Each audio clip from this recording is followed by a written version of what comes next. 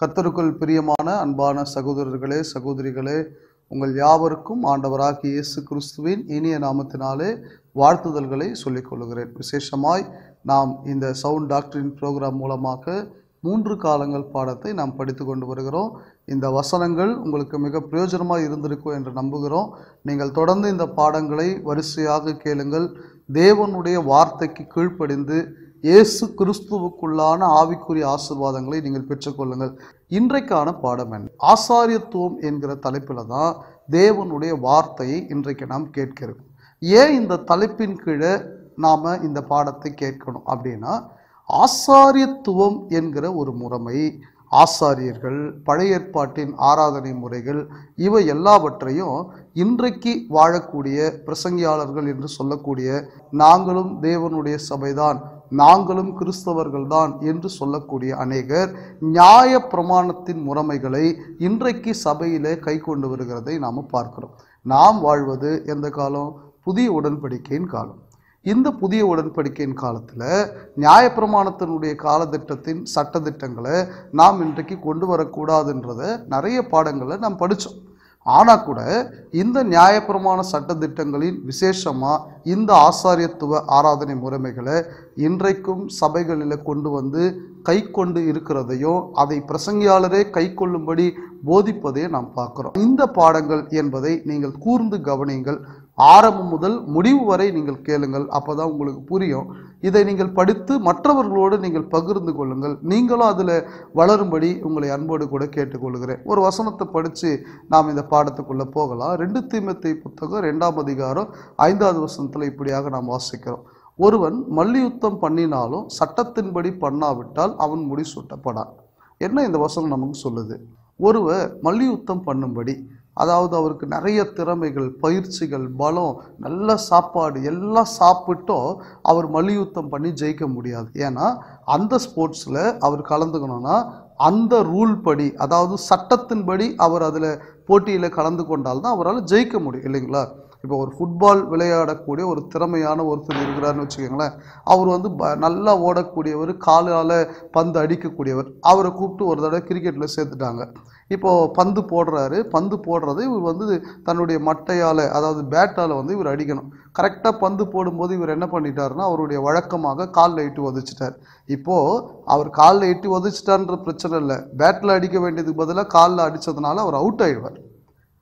ஏன் நான் இந்த வார்த்தையை சொல்கிறேன்னா, உங்களுக்கு விசுவாசம் இருக்கலாம், உங்களுக்கு தேவன் மேல் நம்பிக்கை இருக்கலாம், கிறிஸ்துவை பற்றி தெரிந்திருக்கலாம், பைபிளையே நீங்கள் கரைச்சி குடிச்சிருக்கலாம். ஆனால் எதை நீங்கள் செய்தாலும் தேவனுடைய சட்டத்துக்கு கீழ்ப்படிந்தால் மட்டும்தான் தேவனுடைய ஆசீர்வாதம் நமக்கு கிடைக்கும், இல்லைன்னா கிடைக்காது. முதல்ல இதை தான் நாம் உணர்ந்து கொள்ள வேண்டும். தேவனுடைய சட்டத்தின்படி நாம் வாழணும். இப்படி நாம் வாழலை அப்படின்னா தேவனுடைய ஆசீர்வாதத்தை நாம் இழந்துப்போம். ஆமாம், விசேஷமாக நாம் படித்து கொண்டு வருகிற காரியம் என்ன? தேவனுடைய சட்டம் என்ன சொல்லுது? நியாய பிரமாணம், பழைய ஏற்பாடு என்பது இஸ்ரவேல் மக்களுக்கு மட்டும் கொடுக்கப்பட்டது. அதுவும் ஒரு நிழலாக கொடுக்கப்பட்டது என்று நாம் படித்தோம். எபிரேயர் புத்தகம் 10ஆம் அதிகாரம் 1வது வசனத்தில் நாம் இப்படியாக வாசிக்கிறோம். இப்படி இருக்க நியாய பிரமாணமானது வரப்போகிற நன்மைகளின் பொருளாயிராமல் அவைகளின் நிழலாய் மாத்திரம் இருக்கிறபடியால் என்ற வார்த்தையை நாம் இங்கே படிக்கிறோம். நியாயப்பிரமாணம் நிஜமாய் இல்லை, அது நிழலாய் இருக்கிறது. நிழல் என்ற வார்த்தைக்கு ஆங்கிலத்தில் ஷேடோ அப்படின்னு நாம் பார்க்குறோம். ஒரு உதாரணம் சொல்லணும்னா, ஒரு இடத்த நான் வாங்க போகிறேன் அப்படின்னா அந்த இடத்துக்கான பத்திரம்னு ஒன்று இருக்கும், ஒரிஜினல் பத்திரம். ஆனால் ஒரு இடத்த வாங்க போகிற ஒருத்தருக்கு வந்து அதை பார்க்கறதுக்காக, லீகல் வாங்கிறதுக்காக ஒரிஜினல் கொடுக்க மாட்டாங்க, ஜெராக்ஸ் காப்பி தான் கொடுப்பாங்க.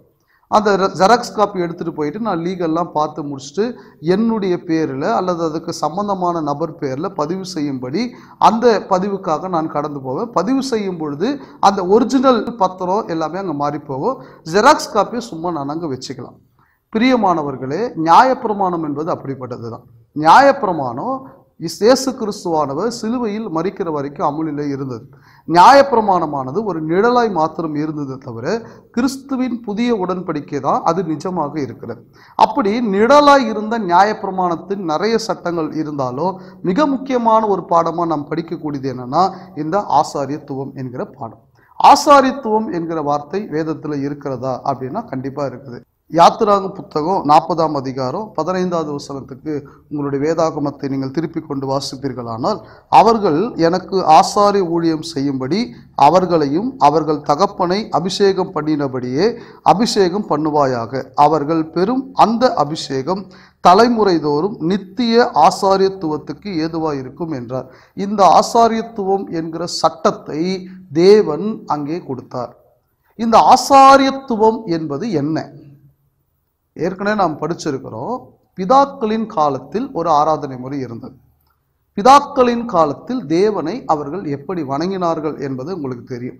பலிப்பீடம் கட்டி அங்கே பலி செலுத்துவார்கள். இன்றைக்கு நாம் ஆராதிக்கிற முறைமையின்படி ஒரு கூடும் இடத்துல வந்து பாடல் பாடி காணிக்கை போட்டு கர்த்தரின் மந்தி பெற்றுக்கொண்டு வசனங்களை கேட்டு அங்கே அவர்கள் ஆராதனை செய்யலை. எங்கேயாவது ஒரு இடத்துல பலிப்பீடம் கட்டி அங்கே தேவனை தொழுது கொண்டார்கள். அதே நேரத்தில் நீங்கள் மோசையின் காலத்தில் வருவீர்களானால் ஆராதனை முறை என்பது மாற்றப்படுகிறது. அதுதான் ஆசாரியத்துவ ஆராதனை முறை. ஆசாரியத்துவம் என்பது பழைய ஏற்பாட்டின் காலத்தில் சீனாய் மலை அண்டையில் கொடுக்கப்பட்ட அந்த சட்டத்தில் தேவனை எப்படி ஆராதிக்க வேண்டும் என்கிற முறை இஸ்ரவேல் மக்களுக்கு அங்கே கொடுக்கப்பட்டது. எப்படி ஆராதிக்கணும், யார் ஆராதிக்கணும், எப்படிப்பட்ட முறைகளை அங்கே செலுத்தணும், இப்படிப்பட்ட முறைமைகள் தான் ஆசாரியத்துவம் என்று அழைக்கப்படுகிறத நீங்கள் புரிந்து கொள்ளுங்கள். இந்த ஆசாரியத்துவம் சீனாய் மலையில் கொடுக்கப்படுவதற்கு முன்பாக கூட மெல்கிசேதேக் என்று சொல்லக்கூடியவர் ஒரு ஆசாரியனாக அழைக்கப்படுகிறார். இன்னும் மோசையின் மாமனாகி எத்திரோ கூட ஒரு ஆசாரியனாக அழைக்கப்படுகிறார். இப்படி இவர்கள் அழைக்கப்பட்டாலும் சட்டத்தின்படி ஆசாரியர்கள் யார் எப்படி இருக்க வேண்டும் என்கிற முறையை தேவன் நியாயப்பிரமாணத்தின் மூலமாக வெளிப்படுத்தினார் என்பதை நாம் புரிந்து கொள்ள வேண்டும். இந்த ஆசாரித்துவத்தில் மிக முக்கியமாக நாம் படிக்கக்கூடிய ஒரு வசனம் யாத்திராகம 25ஆம் அதிகாரத்தில் ஆராதனைக்கு சம்பந்தமாக மிக முக்கியமான ஒரு சட்டத்தை தேவன் இஸ்ரவேல் மக்களுக்கு அங்கே கொடுத்தார். நாம் வாசித்து பார்க்கலாம். யாத்திராகம புத்தகம் 25ஆம் அதிகாரத்திற்கு உங்களுடைய வேதாகமத்தை நீங்கள் திருப்பிக் கொள்வீர்களானா 8வது வசனம் 9வது வசனத்தை நீங்கள் கவனித்து பாருங்க. அவர்கள் நடுவிலே நான் வாசம் பண்ண எனக்கு ஒரு பரிசுத்த ஸ்தலத்தை உண்டாக்குவார்களாக. நான் உனக்கு காண்பிக்கும் வாசஸ்தலத்தின் மாதிரியின்படியும் அதனுடைய எல்லா தட்டுமுட்டுகளின் மாதிரியின்படியும் அதை செய்வீர்களாக. நல்லா இங்க கவனித்து பாருங்க. முதல் முறையாக தேவன் தனக்கு ஆராதனை செய்யும்படியாக ஒரு பரிசுத்த ஸ்தலத்தை அங்கே உண்டாக்க சொன்னார். ஆசாரியத்துவத்தில் மிக முக்கியமானது இது. அதாவது எங்கே அவர்கள் தேவனை தேட வேண்டும், எங்கே அவர்கள் தேவனை ஆராதிக்க வேண்டும். அதிலும் விசேஷமா அந்த ஆசாரிப்பு கூடாரம் எப்படி இருக்க வேண்டும் என்கிற மாதிரியையும் தேவன் இஸ்ரவேல் மக்களுக்கு கொடுத்தார் என்பதை நீங்கள் வேதத்தின் மூலமாக அறிந்து கொள்ளலாம். சரி, இந்த ஆசாரிப்பு கூடாரம் எப்படி இருக்கும்? ஏன்னா இதை நாம் தெரிஞ்சுக்கிட்டாதான் அடுத்து அது எப்படி நிழலாக இருந்தது, இன்றைக்கு அது எப்படி நிஜமாக இருக்கிறது என்ற பாடத்தை நாம் புரிந்து கொள்ள முடியும். ஆசாரிப்பு கூடாரம் அப்படின்னு நீங்கள் எடுத்துக்கொண்டீர்களானா முதல்ல அங்கே பலிப்பீடம் அங்கே இருக்கும். அதாவது மிருக பலி செலுத்தக்கூடியதான அங்கே பலிப்பீடம் இருக்கும். பலிப்பீடத்தை கடந்து வரும் பொழுது ஒரு தண்ணீர் தொட்டி ஒன்று அங்கே இருக்கும். அந்த தண்ணீர் தொட்டியை கடந்த உடனே அங்கே ஒரு அறைகள் அங்கே இருக்கும். அதுதான் ஆசாரிப்பு கூடாரம். அந்த ஆசாரிப்பு கூடாரம் 2 பாகங்களாக இருக்கும். முதல் பாகம் பரிசுத்த ஸ்தலம் என்று அங்கே அழைக்கப்படும். அந்த பரிசுத்த ஸ்தலத்தில் மிக முக்கியமாக 3 பொருட்கள் இருக்கும். ஒன்று குத்து விளக்கு இருக்கும். குத்து விளக்குனா நம்ம பார்க்குற மாதிரியான குத்து விளக்கு அல்ல, அது ஒரு வித்தியாசமான குத்து விளக்காக அங்கே 7 கிளைகள் கொண்ட ஒரு குத்து விளக்காக அது இருக்கும். அதற்கு எதிர்ப்புறமாக ஒரு மேஜை, அந்த மேஜையின் மேலே தேவ சமூகத்து அப்பங்கள் அங்கே இருக்கும். இன்னும் குத்து விளக்கு, மேஜையின் மேல் உள்ள தேவ சமூகத்து அப்பம், இதை தாண்டி இன்னொரு பொருள் அங்கே இருக்கும். பொன் தூப பீடம் அங்கே இருக்கும். அங்கே பொன் தூப பீடத்தில் தூப வர்க்கம் போடுவார்கள். இந்த 3 பொருட்களும் பரிசுத்த ஸ்தலத்தில் அங்கே இருக்கும். இப்போ இதன் பிறகு மகா பரிசுத்த ஸ்தலம் என்ற இடத்துக்கு போனோம். அது அடுத்த பார்ட்டு. ஆனால் இந்த பரிசுத்த ஸ்தலத்துக்கும் மகா பரிசுத்த ஸ்தலத்துக்கும் நடுவில் ஒரு திரைச்சிலை ஒன்று இருக்கும். அந்த திரைச்சிலை திறக்கும் பொழுது தான் மகா பரிசுத்த ஸ்தலத்துக்கு அங்கே போக முடியும். அந்த திரைச்சிலை கடந்து நாம் போவோமானா அந்த மகா பரிசுத்த ஸ்தலத்தில் அங்கே சில முக்கியமான பொருட்கள் எல்லாம் இருக்கும். என்னென்னலாம் இருக்கும் அப்படின்னு பார்த்தீங்களான்னா, உடன்படிக்கை பெட்டி ஒன்று இருக்கும், ஒரு பெரிய பெட்டி. அந்த பெட்டியில் மிக முக்கியமாக 3 பொருட்கள் இருக்கும். இதெல்லாம் எபிரேயர் புத்தகத்தில் நம்ம படிக்கிறோம். எபிரேயர் நிருபம் 9ஆம் அதிகாரத்தில் 1வது வசனத்தில் இருந்து நீங்கள் வாசித்து பாருங்க. அன்றியும் முதலாம் உடன்படிக்கையானது ஆராதனைக்கேற்ற முறைமைகளும் பூமிக்குரிய பரிசுத்த ஸ்தலமும் உடையதாயிருந்தது. எப்படியெனில் ஒரு கூடாரம் உண்டாக்கப்பட்டிருந்தது. அதன் முந்தின பாகத்தில் குத்துவிளக்கும் மேஜையும் தேவ சமூகத்து அப்பங்களும் இருந்தன. அது பரிசுத்த ஸ்தலம் எனப்படும். இரண்டாம் திரைக்குள்ளே மகா பரிசுத்த ஸ்தலம் எனப்பட்ட கூடாரம் இருந்தது. அதிலே பொன்னார் செய்த தூப கலசமும் முழுவதும் பொற்சகடு பொதிந்திருக்கப்பட்ட உடன்படிக்கை பெட்டியும் இருந்தன. அந்த பெட்டியிலே மன்னா வைக்கப்பட்ட பொற்பாத்திரமும் ஆரோனுடைய தளிர்த்த கோலும் உடன்படிக்கையின் கற்பலகைகளும் இருந்தன என்று நாம படிக்கிறோம். அப்போ அந்த உடன்படிக்கை பெட்டிக்குள்ள மிக முக்கியமாக 3 பொருட்கள் அங்கே இருந்தது. தேவன் கொடுத்த அந்த 2 கற்பலகைகள் அங்கே இருந்தது. ஆரோனுடைய கோல் அங்கே இருந்தது. மன்னா வைக்கப்பட்ட ஒரு பொற்பாத்திரம் இருந்தது. அது ஒரு பரிசுத்தமான உடன்படிக்கை பெட்டி என்று அழைக்கப்பட்டது. அந்த உடன்படிக்கை பெட்டிக்கு மேலே கேருபீன்கள் என்று சொல்லக்கூடிய அந்த பொருட்கள் அங்கே இருந்தது. நீங்க பாருங்க 5வது வசனத்துல, அதற்கு மேலே மகிமையுள்ள கேருபீன்கள் வைக்கப்பட்டு கிருபாசனத்தை நிழலிட்டு இருந்தன என்று நாம் படிக்கிறோம். அந்த கேருபீன்கள் அங்கே இருந்தது. இதுதான் மகா பரிசுத்த ஸ்தலம். இதுதான் ஆசாரிப்பு கூடாரத்தினுடைய அந்த அமைப்பு. சரி, இதுல எப்படி ஆராதனை செய்தார்கள் என்ற முறையும் நாம் கற்றுக்கொள்ளலாம். முதல்ல அங்கே வெளிப்புறத்தில் செய்யக்கூடிய, அதாவது பரிசுத்த ஸ்தலம் வரைக்கும் ஆராதனை செய்யக்கூடிய அல்லது நுழையக்கூடிய முறைமைகளை செய்யக்கூடிய ஆசாரியர்கள் என்பவர்களை குறித்து நாம் படிக்கலாம். இந்த ஆசாரியர்கள் என்று சொல்லக்கூடியவர்களுடைய வேலை என்ன அப்படின்னா, ஜனங்களிடத்துல பலிகளை வாங்கி அங்கே வெளியே இருக்கக்கூடிய பலிப்பீடத்தில் அவர்கள் பலி செலுத்தணும். அடுத்து பலி செலுத்திட்ட பிறகு அவங்க என்ன செய்யணும்னா, அந்த நடுவில் தண்ணி தொட்டி இருக்கும் பார்த்தீங்களா, அந்த தண்ணி தொட்டியில் கை கால்கள் எல்லாம் கழுவிக்கொண்டு முதல் கூடாரமான பரிசுத்த ஸ்தலத்தில் அவர்கள் போகணும். ஒருவேளை அவங்க கை கால் கழுவாமல் போயிட்டாங்களான்னா அவங்க செத்து போயிடுவாங்கன்னு வேதம் சொல்லுது. யாத்திராகம புத்தகம் 30ஆம் அதிகாரத்தில் 20வது வசனத்தை நீங்கள் வாசிப்பீர்களானா, அவர்கள் ஆசாரிப்பு கூடாரத்துக்குள் பிரவேசிக்கும் போதும் கர்த்தருக்கு தகனத்தை கொளுத்தவும் பலிப்பீடத்தினிடத்தில் ஆராதனை செய்யவும் சேரும் போதும் அவர்கள் சாகாதபடிக்கு தண்ணீரினால் தங்களை கழுவ கடவர்கள். ஒருவேளை அவங்க கழுவல அப்படின்னா அவங்க இறந்து போயிடுவாங்க. இப்படி அவர்கள் கழுவிக்கொண்டு பரிசுத்த ஸ்தலத்தில் அவர்கள் பிரவேசிப்பார்கள். பரிசுத்த ஸ்தலத்தில் அவர்கள் பிரவேசிக்கும் பொழுது அங்கே 3 பொருட்கள் இருந்ததாக நான் சொன்னேன். இதுதான் அவங்களுடைய வேலை. முதல்ல குத்து விளக்கு. ஏன் குத்து விளக்கு? மாலையானா அவங்க குத்து விளக்கு ஏற்றணும், வெளிச்சத்துக்காக. அந்த கூடாரத்தின் பரிசுத்த ஸ்தலத்தினுடைய வெளிச்சத்துக்காக மாலையானா அங்கே அவர்கள் குத்து விளக்கை அங்கே ஏற்றி வைக்கணும். அதே போல எதிர்பக்கத்தில் இருக்கிற அந்த தேவ சமூகத்து அப்பங்களை அவ்வாறாக அவர்கள் அடுக்கி வைக்க வேண்டும் என்று ஓய்வு நாள் தோறும் அதை அவர்கள் செய்ய வேண்டும் என்று நம்ம படிக்கிறோம். இப்போ அடுத்து நீங்க பார்த்தீங்கன்னா தூப பீடம் அங்கே இருக்கும். அதாவது ஆல்டர் ஆஃப் இன்சென்ஸ் அப்படின்னு சொல்லுவாங்க. அந்த ஆல்டர் ஆஃப் இன்சென்ஸ்ல இவங்க என்ன பண்ணணும்னா தூப வர்க்கம் போடணும். இதுல முக்கியமான ஒரு பாடம் என்னன்னா, இந்த ஒவ்வொரு முறைகளும் ஒவ்வொரு சட்டமும் தேவன் அவர்களுக்கு கொடுத்தார். இந்த ஆராதனை முறை எதுவுமே ஆரோனுடைய சொந்த கற்பனையோ மோசையினுடைய சொந்த கற்பனையோ இப்படி இருக்கலாம் அப்படி இருக்கலான்ற ஒரு முறைகளோ கிடையாது. விசேஷமா இந்த தூப வர்க்கம் போடுறது அப்படின்னு நான் சொன்னேன் இல்லையா, இந்த தூப வர்க்கம் எப்படி தயாரிக்கணுன்ற திட்டத்தை கூட தேவன் தான் கொடுத்தார். அவங்களா அதை முடிவு பண்ணலை. இப்படி ஒரு வேலை இருக்கலாம். ஏன்னா பொதுவாகவே நீங்கள் பார்த்தீங்கன்னா நம்ம ஒரு வீடு கட்டுறோன்னா 1000 பேர் 1000 ஆலோசனை சொல்லுவாங்க. ஆனால் ஆராதனை என்னும் பொழுது கூட அப்படிதான் இன்னைக்கு மாறி போச்சு.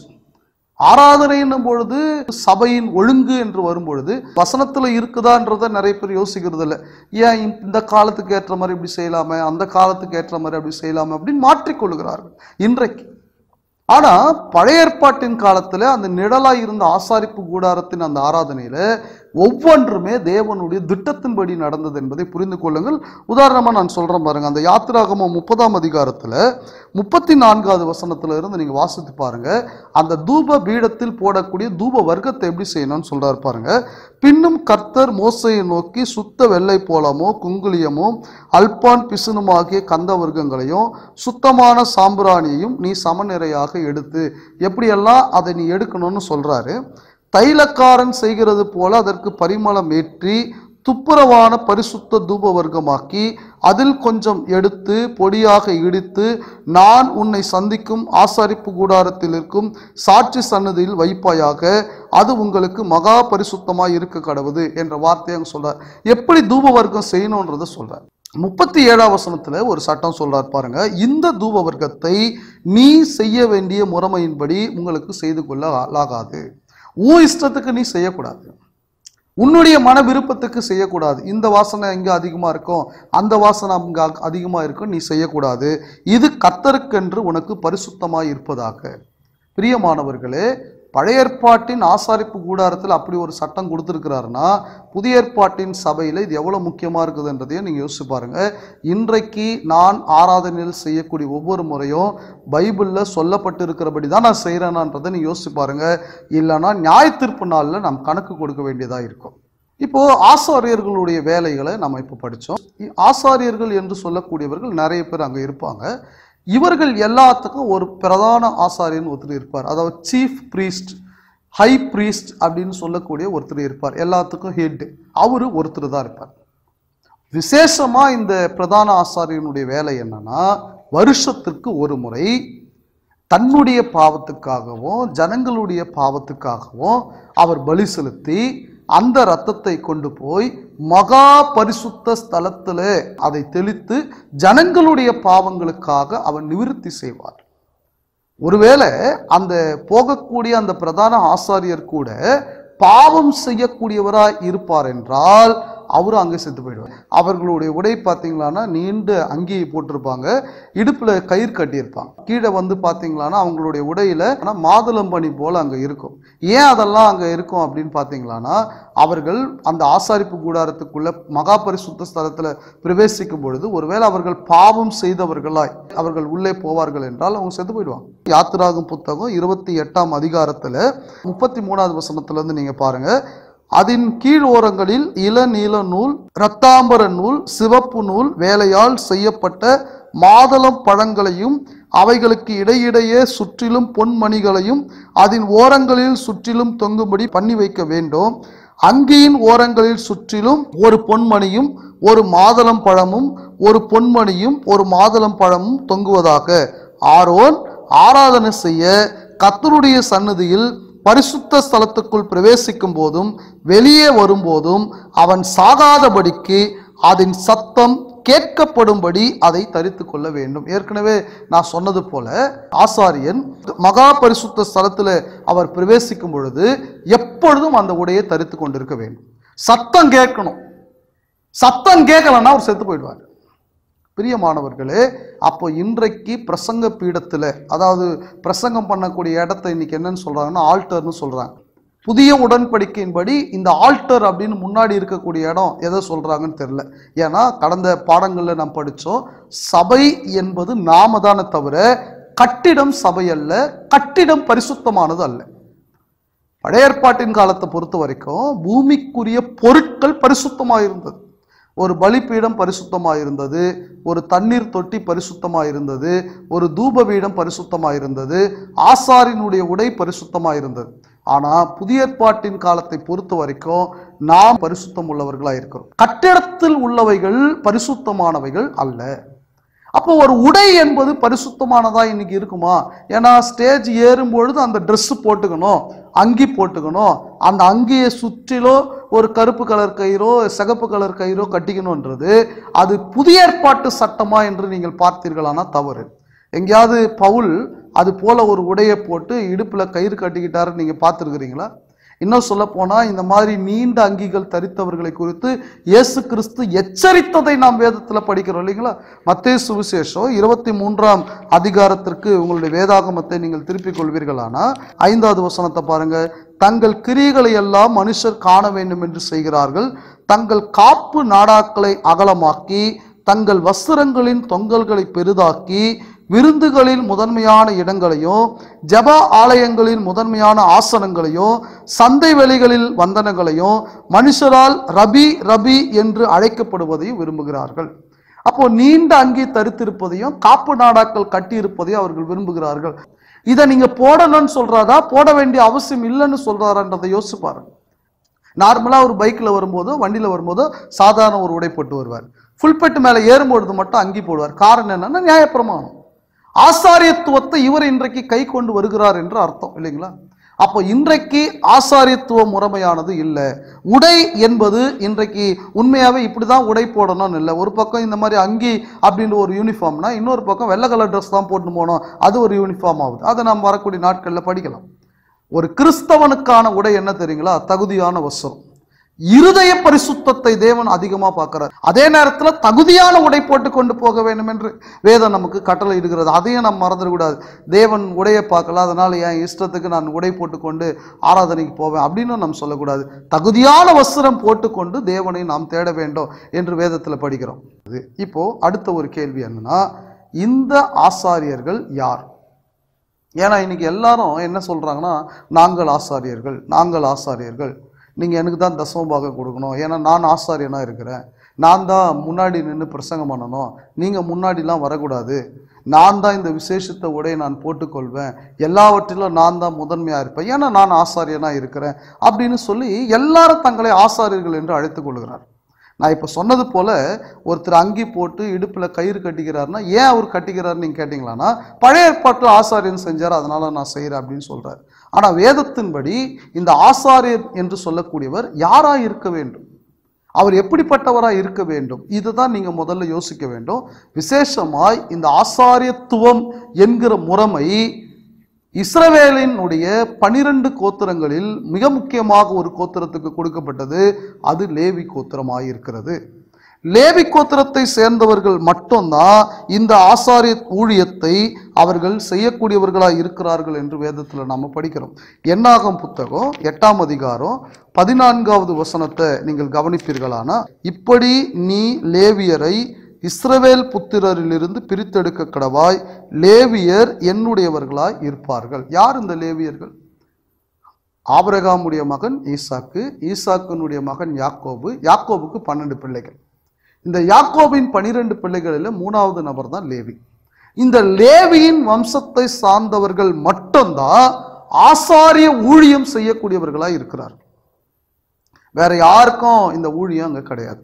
ஆசாரிய ஊழியம் செய்யக்கூடியவர்கள் அப்படின்னு நீங்க பாத்தீங்களான்னா, அந்த ஆசாரிய ஊழியத்துக்காகவே லேவி கோத்திரத்தாருக்கு கானான் தேசத்துல அங்க தேவன் இடம் கொடுக்கல.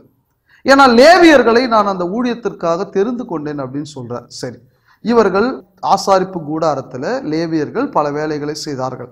ஆனா இந்த ஆசாரியன் அல்லது பிரதான ஆசாரியன் என்று சொல்லக்கூடியது ஒரே ஒரு குடும்பத்தில் இருந்து மட்டும்தான் வரணும்ன்றது வேதத்தினுடைய சட்டம். எங்க நாம் படிக்கிறோம்? நாம் வாசிக்கலாம். யாத்திராகம் புத்தகம் 28ஆம் அதிகாரம் 1வது வசனத்தை நீங்கள் கவனித்து பாருங்க. உன் சகோதரனாகிய ஆரோன் எனக்கு ஆசாரிய ஊழியம் செய்யும்படிக்கு நீ ஆரோனையும் அவனோட கூட அவன் குமாரராகிய நாதாப், அபியு, எலையசர், இத்தாமர் என்னும் ஆரோனின் குமாரரையும் இஸ்ரவேல் புத்திரரிலிருந்து பிரித்து உன்னிடத்தில் சேர்த்து கொள்வாயாக என்று சொன்னான். ஆசாரிய ஊழியம் செய்யக்கூடிய ஆசாரியர்கள் ஆரோனின் குடும்பத்தில் இருந்து மட்டும்தான் வரணும். லேவி கோத்திரத்தை சேர்ந்த மற்ற குடும்பத்திலிருந்து கூட வரக்கூடாது. இப்போ நீங்க புரிஞ்சுக்கிற மாதிரி நான் சொல்றேன் பாருங்க. லேவி என்று சொல்லக்கூடிய அந்த நபருக்கு 3 ஆம்பளை பசங்க இருந்தாங்க. Gershon, Kohath, Merari. அந்த 3 பிள்ளைகளுக்கும் 3 விதமான வேலைகள் கொடுத்துட்டார். இப்போ யாத்திராகம் புத்தகத்துக்கு நீங்கள் திருப்பி கொண்டு 6ஆம் அதிகாரத்துல அந்த பிள்ளைகளுடைய வம்ச வரலாறு நீங்க வாசித்து பாருங்க. யாத்திராகம் புத்தகம் 6ஆம் அதிகாரத்துல 18வது வசனத்தை நீங்க பாருங்க. கோகாத்தின் குமாரர், அதாவது லேவியினுடைய குமாரர்கள் கெர்சோன், கோகாத், மெராரி. அதுல கோகாத் வம்சம். அந்த கோகாத்தின் குமாரர், அவருக்கு 4 ஆண் பிள்ளைகள் அங்கு இருந்தாங்க. அம்ராம், இத்சையார், எப்ரோன், ஊசியல் என்பவர்கள். ஆனா அம்ராம் என்று சொல்லக்கூடிய மனிதனுக்கு தான் மோசே, ஆரோன், மிரியாம் என்பவர்கள் பிள்ளைகளா இருந்தாங்க. அந்த அம்ராமின் ஒரு மகனான ஆரோனின் குடும்பத்தை சேர்ந்தவர்கள் மட்டும்தான் ஆசாரியர்களாக அங்க வர முடியும். வேற யாருமே வர முடியாது. விசேஷமா நீங்க வேதத்தை படித்து பார்த்தீர்களான என்னாகமும் 16ஆம் அதிகாரத்துல கோராகுன்னு சொல்லக்கூடியவர் மோசேக்கு விரோதமா முறுமுறுப்பார். தேவன் உங்ககிட்ட தான் பேசுவாரா, எங்க கிட்டலாம் பேச மாட்டாரா அப்படின்னு ஒரு 250 பேரை கூட்டம் சேர்த்து கொண்டு அவங்களுக்கு விரோதமா பேசுவார். யார் அந்த கோராகு அப்படின்றவர் உங்களுக்கு தெரியுங்களா? வேற யாரும் கிடையாது, கோகாத்தினுடைய இன்னொரு மகனுடைய மகன். நீங்க அந்த என்னாகம் புத்தகம் 16ஆம் அதிகாரத்துக்கு திருப்பி கொண்டு நீங்கள் வாசிப்பீர்களானா, அந்த கோராகு யார் என்ற வார்த்தையை நம்ம அங்க முதல் வசனத்திலே படிக்கிறோம் பாருங்க. லேவிக்கு பிறந்த கோகாத்தின் குமாரனாகி இத்சையாரின் மகன் கோராகு. வேற யாரும் இல்லை, அவரும் லேவி கோத்திரத்தை சேர்ந்தவர் தான். அதாவது இத்சையாருடைய மகனாக கோராகு இருந்தாரு.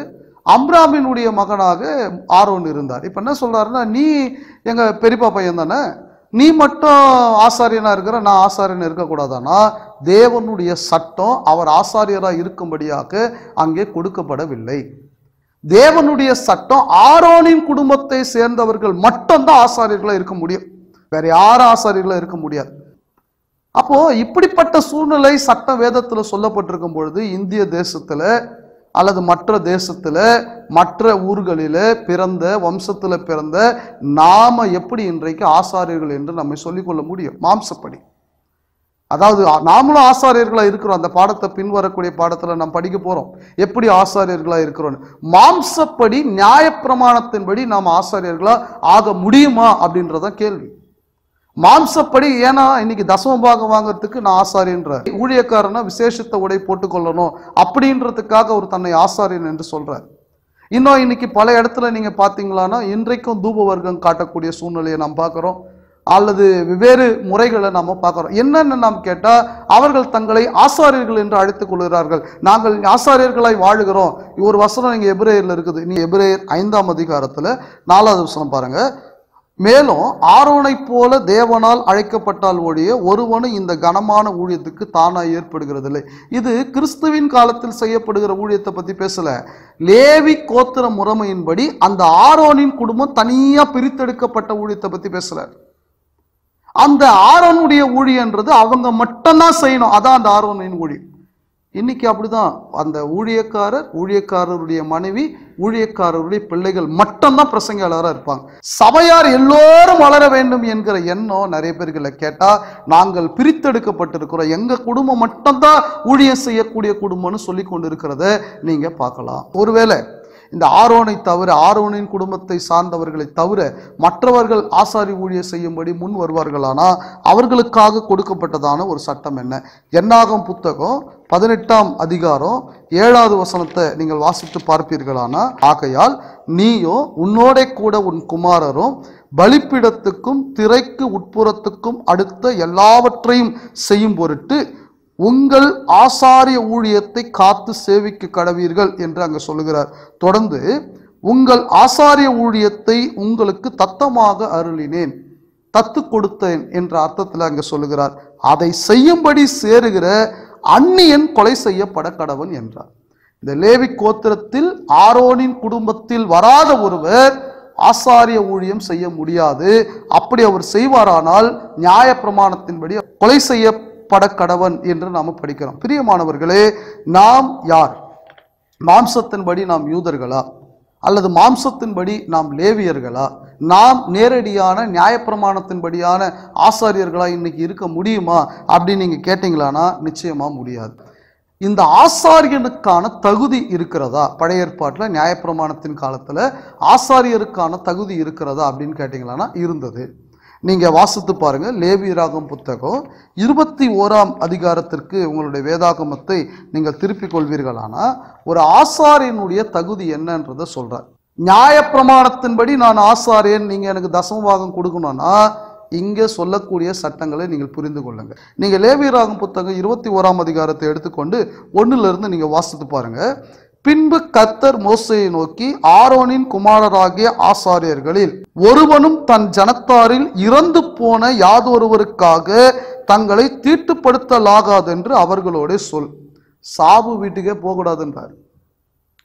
யாருக்கு போக கூடாதான்? ஆசாரியனா இருப்பீர்கள் என்றால் போகக்கூடாது. ஏன்? எங்க இறந்து போனால் அங்க போய் முதலாளா நாம நிக்கிறோம், ஆனா நாம ஆசாரிகள் சொல்றோம். அப்ப இந்த தகுதி என்ன ஆச்சு? நான் ஆசாரியனா இருக்கிறதுனால் தசமபாகம் வாங்குறேன், நான் ஆசாரியனா இருக்கிறதுனால் அங்கி போல ஒரு உடையை நான் போட்டுக்கொள்கிறேன், நான் ஆசாரியனா இருக்கிறதுனால் அறுப்பின் பண்டிகை கொண்டாடுறேன், நான் ஆசாரியனா இருக்கிறதுனால் முதல்ல சேர் போட்டு உட்கார்ந்துக்கிறேன், நான் ஆசாரியனா இருக்கிறதுனால ஒரு ஜன்னல்ல போட்டு நான் அவர்களுடைய ஜெபத்தை கேட்கிறேன். இதெல்லாம் சொல்ற நாம வேதம் சொல்லுகிறது நீ சாவு வீட்டுக்கே போகக்கூடாது. பாருங்க, தொடர்ந்து என்ன சொல்றாரு 2வது வசனத்துல, தன் தாயும் தன் தகப்பனும் தன் குமாரனும் தன் குமாரத்தையும் தன் சகோதரனும் புருஷனுக்கு வாழ்க்கைப்படாமல் தன்னிடத்தில் இருக்கிற கன்னியாஸ்திரியான தன் சகோதரியும் ஆகிய தனக்கு நெருங்கின இனமான இவர்களுடைய சாவுக்காக தீட்டுப்படலாம். சொந்தக்கார சாவுக்கு மட்டும் போ, அது உனக்கு சகோதரி இருப்பாரானா அவர் திருமணம் ஆகாம இருந்தால் தான் போகணும். இது பைபிள் சொல்ற சட்டம். இன்னைக்கு இதெல்லாம் எப்படி செட் ஆகும், எப்படி செல்லுபடியாகும் நீங்க என்ன கேட்கக்கூடாது. ஏன்னா இன்றைக்கு தன்னை நியாயப்பிரமாணத்தின்படி ஆசாரியன் சொல்லக்கூடியவர் இதை செய்யணும் இல்லையா? நான் நியாயப்பிரமாணத்தின்படி ஆசாரியன் இல்லை அப்படின்னு அவர் சொல்லிட்டாருன்னா அவருக்கு இந்த வசனம் இல்லை. மற்ற லாபமான காரியத்துக்காக மட்டும் தன்னை நியாயப்பிரமாணத்தின்படியான ஆசாரியன் என்று சொல்லிக் கொள்ளக்கூடிய அவர் இதை ஏன் செய்ய மாட்டாரு? தொடர்ந்து நீங்க 5வது வசனத்தை பாருங்க. அவர்கள் யாருன்னா அந்த ஆசாரியர்கள் தங்கள் தலையை மொட்டை அடிக்காமலும் என்ன பண்ணக்கூடாது? மொட்டை அடிக்கூடாது. ஆனா இன்னைக்கு என்ன ஃபேஷன் ஆயிடுச்சு? ஊழியக்காரனா மொட்டை அடிச்சுக்கிட்டு பிரெஞ்சு தாடி விடுறது தான் ஒரு ஃபேஷன் ஆயிடுச்சு இல்லையா? ஆனா உண்மையா நியாயப்பிரமாணத்தின்படியான ஆசாரியர்கள் மொட்டை அடிக்கூடாதான். தொடர்ந்து சொல்றாரு பாருங்க. தங்கள் தாடியின் ஓரங்களை சிரைத்து போடாமலும் தங்கள் தேகத்தை கீறிக்கொள்ளாமலும் இருப்பார்களாக. தாடியின் ஓரங்களை சிரைத்து போடாமல் இருக்கணும். அப்ப நான் அழகா பிரெஞ்சு தாடி எடுத்து விட்டு இருக்கிறேன்னா நான் என்ன ஆசாரியன்னு சொல்ல முடியுமா? இல்ல நீங்க ஒரு ஆசாரியர்களா இருப்பீர்கள் என்று நீங்கள் நினைத்துக் கொள்வீர்களானா நியாயப்பிரமாணத்தின்படி? அப்போ நீங்கள் உங்கள் தாடியை சிரைத்து கொள்ளலாமான்றத வசனத்தை ஒப்பிட்டு நீங்க பாருங்க. மாம்சத்தின்படியான ஒரு ஆசாரியராக உங்களால இன்னைக்கு வாழ முடியாது. அதாவது ஒரு சபை கூடுமிடம் இருக்கும், அதுல ஃப்ரண்ட் பகுதியில அந்த ஃபுல் பெட்டு டேபிள் எல்லாமே இருக்கும். அந்த ஃபுல் பெட்டு டேபிள் இருக்கிற இடத்துல சபையார் வரக்கூடாதுமா. இது எந்த ஏற்பாடு சட்டம் நீங்க நினைக்கிறீங்க? நியாயப்பிரமாண சட்டம், ஆசாரித்துவம். அது பழைய ஏற்பாட்டின் ஆசாரித்துவம். பழைய ஏற்பாட்டின் ஆசாரித்துவத்தின்படி மகா பரிசுத்த ஸ்தலத்துல ஆசாரியன் போகக்கூடாது, பிரதான ஆசாரியர் தான் போவார். அவர் என்ன சொல்றாருன்னா, நான் தான் ஆசாரியர், நான் தான் முன்னாடி இருக்கணும். ஆசாரியத்துவம் நியாயப்பிரமாணம் இது ஒன்றுக்கொன்று இணைந்தது. இப்படிப்பட்ட சூழ்நிலையில தான் நாம் ஏற்கனவே படித்தது போல இந்த ஆசாரியத்துவத்தில் நியாயப்பிரமாணத்தில் பூரணம் இல்லை. எபிரேயர் புத்தகம் 7ஆம் அதிகாரத்துல நாம் இப்படியாக வாசிக்கிறோம். 16வது வசனத்தை நீங்கள் கவனித்து பார்ப்பீர்களானா, அவர் மாம்ச சம்பந்தமான கட்டளையாக்கிய நியாய பிரமாணத்தின்படி ஆசாரியர் ஆகாமல். இதை நாம் படிக்க போறோம். ஆனா இங்க ஒரு வார்த்தை படிக்கிறோம், நியாய பிரமாணம் என்பதோ பழைய ஏற்பாட்டின் ஆசாரியத்துவம் என்பதோ அது மாம்ச கட்டளை என்று நாம் படிக்கிறோம். பிரியமானவர்களே, இந்த மாம்ச கட்டளையை, பூமிக்குரிய கட்டளையை ஆண்டவராகிய இயேசு கிறிஸ்து சிலுவையில் மரிக்கும் பொழுது அந்த நியாய பிரமாணத்தினுடைய சட்டங்களை அவர் ஆணி அடித்தார். இதெல்லாம் நாம் படிச்சிட்டோம். இப்படிப்பட்ட சூழ்நிலையில இயேசு கிறிஸ்து இந்த நியாயப்பிரமாணத்தை முடித்தும் பொழுது நாம் மீண்டுமாக பூமிக்குரிய ஆசாரியத்துவத்தை நோக்கி போகக்கூடாது. இதுல இன்னொரு விஷயம் நான் உங்களுக்கு சொல்றேன். நான் ஏற்கனவே சொன்னது போல பழைய ஏற்பாட்டினுடைய ஆசாரிய முறைமை என்பதும் ஆசாரிப்பு கூடாரம் என்பதும் ஒரு நிழல் இல்லையா? அந்த நான் சொன்ன அந்த பலிபீடம், தண்ணீர் தொட்டி, முதல் பரிசுத்த ஸ்தலம், மகா பரிசுத்த ஸ்தலம், அதனுடைய பொருட்கள், ஆசாரியன், பிரதான ஆசாரியன், இதெல்லாம் ஒரு நிழல். இதற்கான புதிய ஏற்பாட்டினுடைய நிஜம் என்ன? இப்ப அடுத்த அந்த பாடத்தை தான் நாம் படிக்க போறோம். நாம் எல்லாம் ஒரு சாதாரண மக்களாக தேவனிடத்துல நெருங்கி சேராதவர்களாக வாழ்ந்து கொண்டிருந்தோம். உள்ளே போகும்படியான வாய்ப்பு இல்லாதவர்களாய் நாம் இருந்தோம். ஆமா, அடுத்து ஒரு முக்கியமான பாடம் என்னன்னா பலிபீடம். பலிபீடம் என்றது இன்னைக்கு எதை குறிக்கிறது? இப்போ பொதுவா நீங்க பாத்தீங்கன்னா அந்த நியாயப்பிரமாணத்தின் காலத்துல பலிபீடத்தில் ஜனங்களுடைய பாவத்திற்காக அங்கே பலி செலுத்துவார்கள். இன்றைக்கு உங்களுக்காகவோ எனக்காகவோ சிலுவையில் பலியாக செலுத்தப்பட்டது ஆண்டவராகிய இயேசு கிறிஸ்து. அதனுடைய ஒரு அடையாளமாய் அவர் இருக்கிறார். இயேசு கிறிஸ்து பலியாக செலுத்தப்பட்டது மாத்திரமல்ல, நாமும் கூட சுவிசேஷத்துக்கு கீழ்ப்படியும்படியாக நம்மை ஒப்பு கொடுக்க வேண்டும். இப்போ முடிவு செய்ய வேண்டும். வேதம் சொல்லுகிறது, நீங்கள் மரிக்க வேண்டும். ஒருவேளை பாவத்தில் இருக்கிற ஒருவர் மனம் திரும்ப வேண்டும் என்றால், அவர் ஞானஸ்நானம் பெற வேண்டும் என்றால், முதலாவது அவர் சாகணும். கிறிஸ்து எனக்காக ஒப்பு கொடுக்கப்பட்டார் என்பதை அவர் நினைத்து அவர் சாக வேண்டும். இப்படி முடிவு எடுத்த ஒருவர் அடுத்து என்ன செய்யணும்னா, பாருங்க, பலிபீடத்துல ஆசாரியர்கள் பலி செலுத்த பிற்பாடு என்ன பண்ணுவாங்க? ஆமா, தண்ணி தொட்டியில அங்க கை கால்களை கழுவார்கள். அப்போ இயேசு கிறிஸ்து நமக்காக ஒப்பு கொடுக்கப்பட்டிருக்கிறார். நானும் என் பாவங்களுக்காக சாகும்படி அங்கே ஒப்பு கொடுத்திருக்கிறேன். இப்போ நான் செய்ய வேண்டியது என்ன?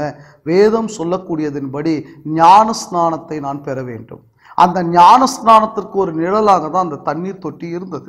அப்ப இன்றைக்கு நான் ஆவிக்குரிய வாழ்க்கையில் சாகாதபடிக்கு கிறிஸ்துவுக்குள்ளான ஞானஸ்நானத்தை நான் பெற வேண்டும் என்று வேதம் சொல்லுகிறது. நாம் அப்போஸ்தலர் நடபடிகள் 2ஆம் அதிகாரம் 38வது வசனத்தில் இப்படியாக வாசிக்கிறோம். பாவ மன்னிப்புக்கென்று இயேசு கிறிஸ்துவின் நாமத்தினாலே, அதாவது அவருடைய அதிகாரத்தின் பேரிலே நீங்கள் ஞானஸ்நானம் பெற வேண்டும். ஏன்னா ஞானஸ்நானம் பெறலைன்னா ஆவிக்குரிய பிரகாரம் நாம் மரித்தவர்களாய்த்தான் இருக்கிறோம். சரி, இப்போ ஞானஸ்நானம் பெற்றாச்சு. அடுத்து என்ன? ஆசாரியன் அந்த கை கால்களை எல்லாம் கழுவின உடனே எங்க போவாரு? பரிசுத்த ஸ்தலம் என்று சொல்லக்கூடிய முதல் கூடாரம். இன்றைக்கு அந்த முதல் கூடாரம் எதை குறிக்கிறது? சபை. ஆமாம் பிரியமானவர்களே, என்றைக்கு நீங்களும் நானும் ஞானஸ்நானம் எடுத்திருக்கிறோமோ இன்றைக்கு நாம் தான் ஆசாரியர்கள் என்று வேதம் சொல்லுகிறது. எவ்வளோ ஒரு மகிமையான ஆச்சரியமான காரியம் என்றதை நீங்கள் புரிந்து கொள்ளுங்கள். இன்றைக்கு யார் ஆசாரியர்கள்? 1 பேதுரு புத்தகம் 2ஆம் அதிகாரம் 9வது வசனத்துல வேதமானது நமக்கு என்ன சொல்லுகிறதுன்றதை நீங்க படித்து பாருங்க. நீங்களோ உங்களை அந்தகாரத்தினின்று தம்முடைய ஆச்சரியமான ஒளியினிடத்திற்கு வரவழைத்தவருடைய புண்ணியங்களை அறிவிக்கும்படிக்கு தெரிந்து கொள்ளப்பட்ட சந்ததியாயும் ராஜரீகமான ஆசாரிய கூட்டமாயும் பரிசுத்த ஜாதியாயும் அவருக்கு சொந்தமான ஜனமாயும் இருக்கிறீர்கள். யார் இங்க ஆசாரியர்கள்?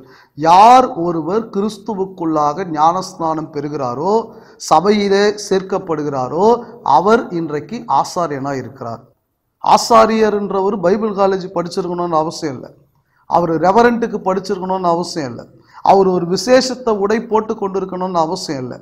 அதாவது மேடையில் பிரசங்கிப்பவரும் கடைசியாக உட்கார்ந்திருக்கிற அந்த நபரும் தேவனுடைய பார்வையில் ஆசாரியர்கள் தான். விசேஷித்த பதவிகளோ விசேஷித்த முறைமைகளோ அந்தஸ்துகளோ மனுஷனால் இன்றைக்கு ஏற்படுத்தப்பட்டு இருக்கிறது.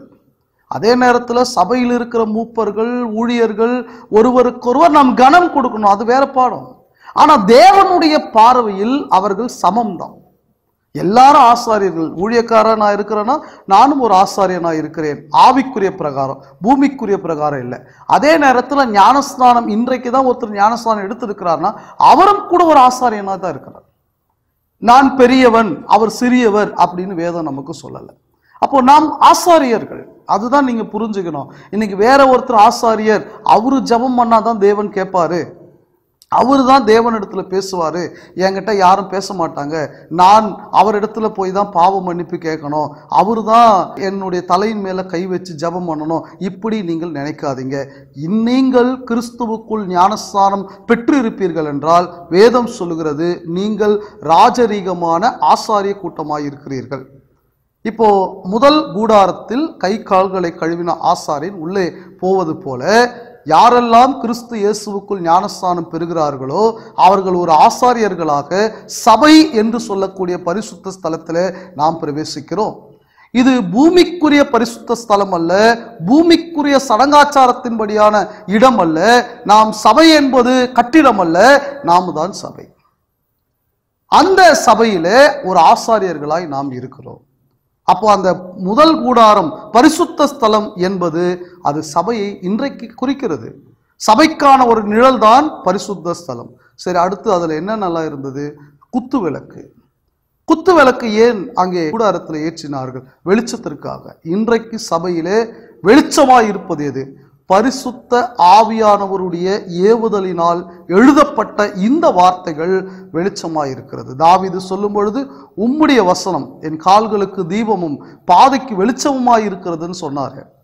கர்த்தருடைய வார்த்தை ஒரு சபைனா மறுபடியும் நான் சொல்றேன், கட்டடத்துக்கு வெளிச்சம் வேணும்னா டியூப்லைட் போட்டா போதும், அல்லது எல்இடி லைட்டு போட்டா போதும், வெளிச்சமாயிடும். இது எல்இடி லைட்டு பல்பு இல்லை விளக்குல எரியக்கூடிய வெளிச்சம், அந்த வெளிச்சத்தை பற்றி சொல்லலை. ஒவ்வொரு ஆத்துமாவும் வசனம் என்று சொல்லக்கூடிய வெளிச்சத்திலே வாழ வேண்டும், அந்த வெளிச்சத்தை சொல்லுகிறார். நீங்கள் ஒருவேளை புரிந்து கொள்ளணும்னா 2 கொரிந்தியர் புத்தகம் 4ஆம் அதிகாரத்தை திருப்பிக் கொள்வீர்களானா மிக அழகான ஒரு விளக்கத்தை நாம் அங்கே வாசிக்கிறோம். 2 கொரிந்தியர் 4ஆம் அதிகாரம் 4ஆம் வசனம் பாருங்க.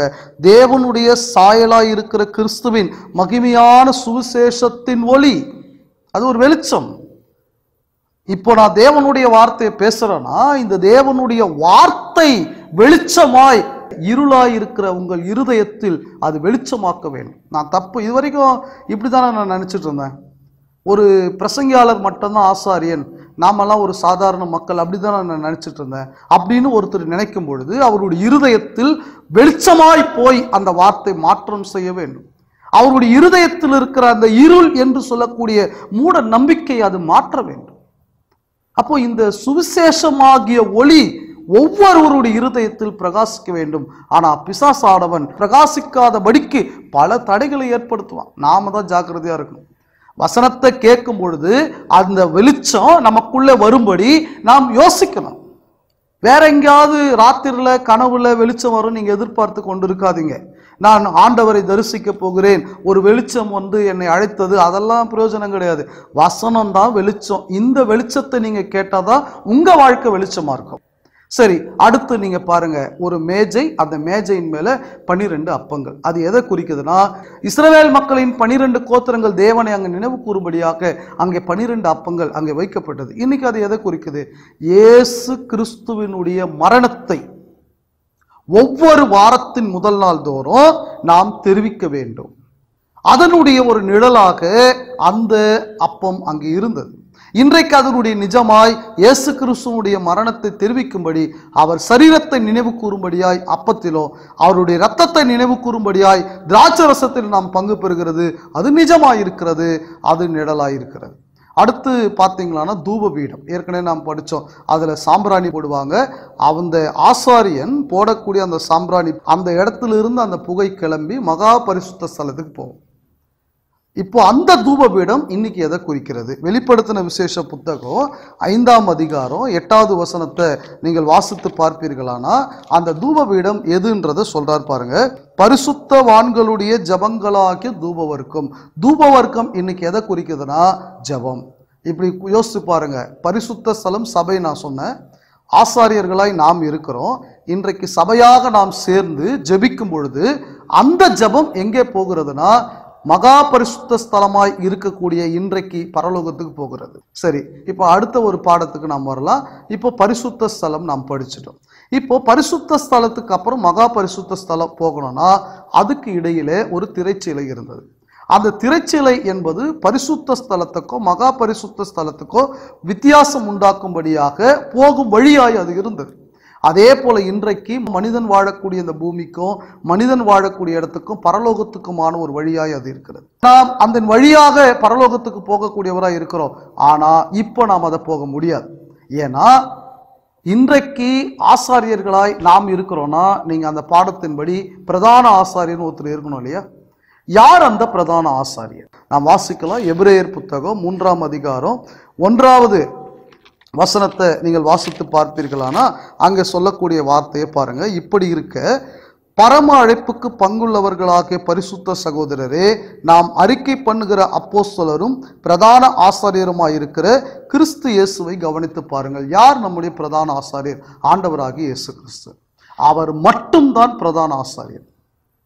உங்களுக்கு தெரியும், பிரதான ஆசாரியர் மகா பரிசுத்த ஸ்தலத்தில் எப்படி போவார்? தன்னுடைய பாவத்துக்காக ஒரு பலி செலுத்துவார், ஜனங்களுடைய பாவத்துக்காக ஒரு பலி செலுத்துவார், அதன் ரத்தத்தை ஒரு பாத்திரத்தில் எடுத்துட்டு மகா பரிசுத்த ஸ்தலத்தில் போவார். ஆனால் நம்முடைய ஆண்டவராகிய இயேசு கிறிஸ்து எப்படி போனார் தெரியுங்களா? எபிரேயர் புத்தகம் 7ஆம் அதிகாரம் 26, 27 வசனங்களையும் நீங்கள் வாசித்து பாருங்க. பரிசுத்தரும் குற்றம் அற்றவரும் பாசில்லாதவரும் பாவிகளுக்கு விலகினவரும் வானங்களிலும் உயர்ந்தவருமாயிருக்கிற இவ்விதமான பிரதான ஆசாரியரே நமக்கு ஏற்றவராயிருக்கிறார். அவர் பிரதான ஆசாரியர்களைப் போல முன்பு சொந்த பாவங்களுக்காகவும் பின்பு ஜனங்களுடைய பாவங்களுக்காகவும் நாடோறும் பலியிட வேண்டுவதில்லை. ஏனெனில் தம்மை தாமே பலியிட்டதினாலே இதை ஒரே தரம் செய்து முடித்தார். அன்பானவர்களே, நம்முடைய பிரதான ஆசாரியராக இயேசு கிறிஸ்து பூமிக்குரிய பிரதான ஆசாரியர்களை காட்டிலும் மேலானவர். நிறைய உதாரணம் சொல்லலாம். பூமிக்குரிய பிரதான ஆசாரியர்கள் மரித்து போகக்கூடிய ஆசாரியர்கள். இயேசு கிறிஸ்துவோ உயிரோடு இருக்கிற என்றைக்கும் மாறாத ஆசாரியர். பழைய ஏற்பாட்டின் பிரதான ஆசாரியர்கள் பலவீனமானவர்கள். இயேசு கிறிஸ்துவோ பூரணமான ஒரு ஆசாரியராக இருக்கிறார். பழைய ஏற்பாட்டினுடைய பிரதான ஆசாரியர்களுடைய பலிகளினாலே பாவ மன்னிப்பை ஏற்படுத்தவில்லை. ஆண்டவராக இயேசு கிறிஸ்து தன்னுடைய சொந்த இரத்தத்தை சிந்தி நமக்கு அங்கே பாவ மன்னிப்பை ஏற்படுத்தினார். பழைய ஏற்பாட்டை காட்டிலும் இயேசு கிறிஸ்துவனுடைய ஆசாரியத்துவமானது அது மேலானதாய் இருக்கிறது. அப்படிப்பட்ட ஆண்டவராக இயேசு கிறிஸ்து அவர் பரலோகத்தில் பிரவேசித்திருக்கிறார் ஒரு பிரதான ஆசாரியராக. சரி, இதை தொடர்ந்து மகா பரிசுத்த ஸ்தலம், அது இன்னைக்கு எதை குறிக்கிறது? பரலோகம். மகா பரிசுத்த ஸ்தலம் என்பது இன்றைக்கு தேவன் வாசம் செய்யக்கூடிய பரலோகத்தை குறிக்கிறது. இன்னும் அதனுடைய உடன்படிக்கை பெட்டி, அதில் வைக்கப்பட்ட மன்னா, ஆரோனுடைய கோல், அந்த உடன்படிக்கை பலகைகள், இது எல்லாம் பரலோகத்திலிருந்து தேவன் நம்மை ஆட்சி செய்கிறார். பரலோகத்திலிருந்து தேவன் தம்முடைய கட்டளைகளின்படி நம்மை ஆட்சி செய்வதோ, அவர் நமக்காக தம்முடைய திட்டத்தின்படி நம்மை வழி நடத்துவதையும் குறிக்கிறது என்பதை நீங்கள் புரிந்து கொள்ளுங்கள். பிரியமானவர்களை, ஒவ்வொன்றுக்கும் நாம் விளக்கம் சொல்லலாம், நேரம் நமக்கு இல்லை. இப்படிப்பட்ட நிஜத்திற்கான ஒரு நிழலாய்த்தான் ஆசாரிப்பு கூடாரம் இருந்ததை நாம் படிக்கிறோம். அன்பானவர்களே, இன்றைக்கு நீங்களும் நானும் ஆசாரியர்களாக இருக்கிறோம். விஷயம் என்னன்னா, ஆண்டவராகிய இயேசு கிறிஸ்து கல்வாரி சிலுவையில் அவர் மரிக்கும் பொழுது நியாய பிரமாணத்தை மட்டும் சிலுவையில் அறையவில்லை, ஆசாரியத்துவத்தையும் சேர்த்துதான் சிலுவையில் அறைந்தார். நாம் வாசித்து பார்க்கலாம். எபிரேயர் புத்தகம் 7ஆம் அதிகாரம் 11வது வசனம் 12வது வசனத்தை பாருங்க. அல்லாமலும் இஸ்ரவேல் ஜனங்கள் லேவி கோத்திர ஆசாரிய முறைமைக்குட்பட்டு இருந்த அல்லவோ நியாயப்பிரமாணத்தை பெற்றார்கள். ஆசாரியத்துவம் வேறு, நியாயப்பிரமாணம் வேறு கிடையாது, ரெண்டும் ஒன்றுக்கொன்று இணைந்தது. இந்த இஸ்ரவேல் மக்கள் ஆசாரிய முறைமைக்கு உட்பட்டு இருந்துதான் நியாயப்பிரமாணத்தை பெற்றார்களாம். நீங்க தொடர்ந்து பாருங்க. அந்த ஆசாரிய முறைமையினாலே பூரணப்படுத்துதல் உண்டாயிருக்குமானால் ஆரோனுடைய முறைமையின்படி அழைக்கப்படாமல் மெல்கிசேதேக்கினுடைய முறைமையின்படி அழைக்கப்பட்ட வேறொரு ஆசாரியர் எழும்ப வேண்டுவது என்ன? 12ஆம் வசனத்தில் சொல்லப்படுகிறது, ஆசாரியத்துவம் மாற்றப்பட்டிருக்குமே, ஆனால் நியாய பிரமாணமும் மாற்றப்பட வேண்டியதாகும். இப்போ இந்த வசனம் என்ன நமக்கு சொல்லிக் கொடுக்குதுன்னா, ஆசாரியத்துவமும் மாற்றப்பட்டது, நியாய பிரமாணமும் மாற்றப்பட்டது.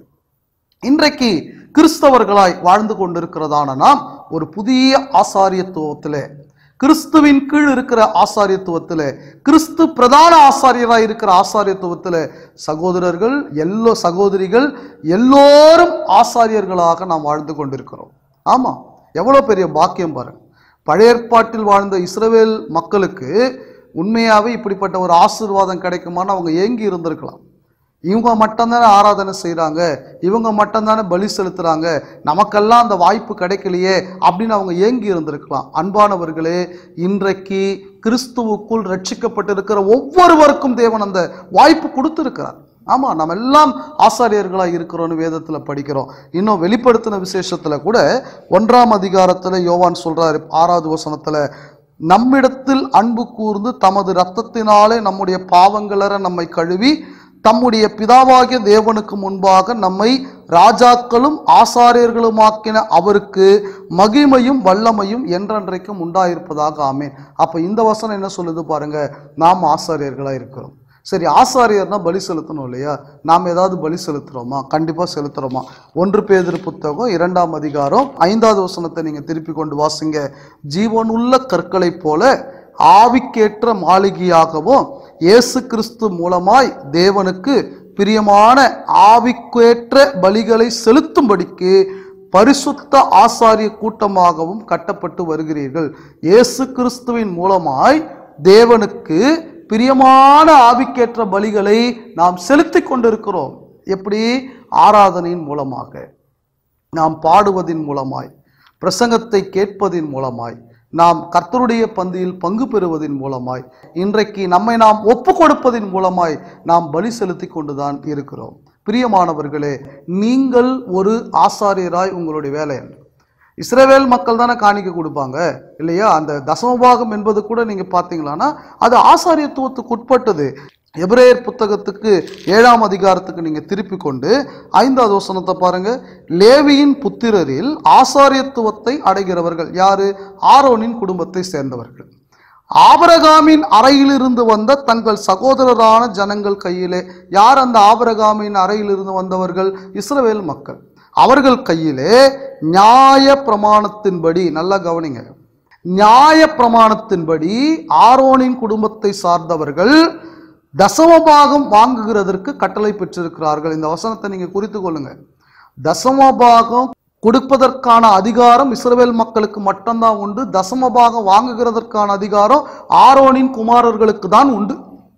இல்லை நானும் ஆரோனின் குமாரன் தான், நானும் ஆசாரியன் தான் சொன்னால் நீங்கள் ரூல்ஸ் எல்லாம் படிச்சிருப்பீங்க. எந்த சாவு வீட்டுக்கும் போகக்கூடாது, உங்கள் தாடியை நீங்கள் ஷேவ் பண்ணக்கூடாது, இன்னும் நீங்கள் எப்படிப்பட்டவரை திருமணம் செய்யணும், நீங்கள் எப்படிப்பட்டவராக இருக்கணும், இதெல்லாம் படிச்சிங்க. அதையே நீங்கள் ஞாபகம் வச்சுக்கோங்க. ரெண்டாவது, ஆரோனின் குடும்பத்தை சார்ந்தவராக நீங்கள் இருக்கணும். அந்நியன் சேர்ந்தானா கொலை செய்யப்படணும் நியாயப்பிரமாணத்தின்படின்றதையும் நீங்கள் புரிஞ்சுக்கோங்க. தசமபாகம் என்பது வாங்கும்படியான அதிகாரம் உங்களுக்கு இல்லை. ஏன்னா நீங்கள் மாம்ச பிரகாரமான ஆசாரியன் இல்லை, ஆவிக்குரிய பலிகளை செலுத்தும்படியான ஆசாரியர்களாக இருக்கிறார்கள். யாருன்னா கிறிஸ்துவுக்குள் ஞானஸ்தானம் எடுத்தவர். அப்படி பார்த்தீங்களான்னா நான் ஆசாரியன், எனக்கு தசமபாகம் கொடுனா ஞானஸ்தானம் பெற்றவங்களாம் அப்போ யாரு? எந்த ஊழியக்காரர் சபையாருக்கு தசமபாகம் கொடுக்குறாரு? அப்போ அவங்களுக்கு நாம் கொடுக்கணும் இல்லையா? அவங்களும் ஆசாரியர்கள் தானே. ஒரு தனிப்பட்ட ஆசாரியன் வாங்கி வச்சுட்டு மற்ற ஆசாரியர்களுக்கு கொடுக்காம இல்லையே. ஜனங்கள் கையில வாங்கக்கூடிய ஆசாரிய ஊழியத்தினுடைய பணத்தை அல்லது காணிக்கை எல்லா ஆசாரியர்கள் தானே பகிர்ந்து கொள்ளணும். பிரியமானவர்களே, யோசித்து பாருங்கள். இயேசு கிறிஸ்து நியாயப்பிரமாணத்தை ஒழிக்கும் பொழுது ஆசாரித்துவத்தையும் ஒழித்து விட்டார். நீங்க ஞாபகம் வச்சுக்கோங்க, ஆண்டவராக இயேசு கிறிஸ்து சிலுவையில் மரிக்கும் பொழுது தேவாலயத்தின் திரைச்சீலை மேலிருந்து கீழாக இரண்டாக கிழிந்ததுன்னு பார்க்கிறோம். என்ன அர்த்தம்? ஆசாரித்துவம் ஒழிந்து போனது, ஆசாரித்துவம் முடிவுக்கு வந்தது. லேவித்துவ ஆசாரித்துவம் முடிவுக்கு வந்து மெல்கிசேதேக்கின் முறைமையின்படியாக ஆண்டவராக இயேசு கிறிஸ்து இன்னைக்கு பிரதான ஆசாரியராய், நாம் ஆசாரியர்களாய் சபையிலே நாம் வாழ்ந்து கொண்டிருக்கிறோம். ஆண்டவராக இயேசு கிறிஸ்துவானவர் அந்த சபைக்கு தலைவராய் பிரதான ஆசாரியராய் அவர் பரலோகத்தில் இருக்கிறார். நியாய தீர்ப்புக்கு பிறகு நாம் பரலோகம் போவோம். அப்பொழுது தேவனோடு நாம் வாழ்வோம். ஆக பூமிக்குரிய ஆசாரித்துவத்தை சொல்லி ஏமாற்றுகிறவர்களை குறித்து நீங்கள் ஜாக்கிரதையாக இருங்கள். தேவன் உங்களுக்கு ஆசாரியத்துவத்தினுடைய ஆசீர்வாதத்தை கொடுக்க வேண்டும் என்றால், நீங்கள் ஆசாரியர்கள் ஆக வேண்டும் என்றால், வசனத்தை கேட்டு நீங்கள் விசுவாசித்து மனம் திரும்பி இயேசு கிறிஸ்துவை வாயினால் அறிக்கையிட்டு இன்றே நீங்கள் ஞானஸ்தானம் பெறும் பொழுது நீங்கள் ஆசாரியர்கள் ஆக்கப்படுகிறீர்கள். எந்த காசை இதுக்கு நாம் கொடுக்க வேணாம், எந்த ஒரு சூழ்நிலையிலையும் நாம் பாரம்பரியமாக செய்ய வேண்டாம். கீழ்ப்படிதல் ஒன்றை மாத்திரமே தேவன் எதிர்பார்க்கிறார். பொறுமையோடு இந்த வசனங்களை கேட்ட உங்கள் யாவரும் தேவன் தாமே ஆசீர்வதிப்பார்.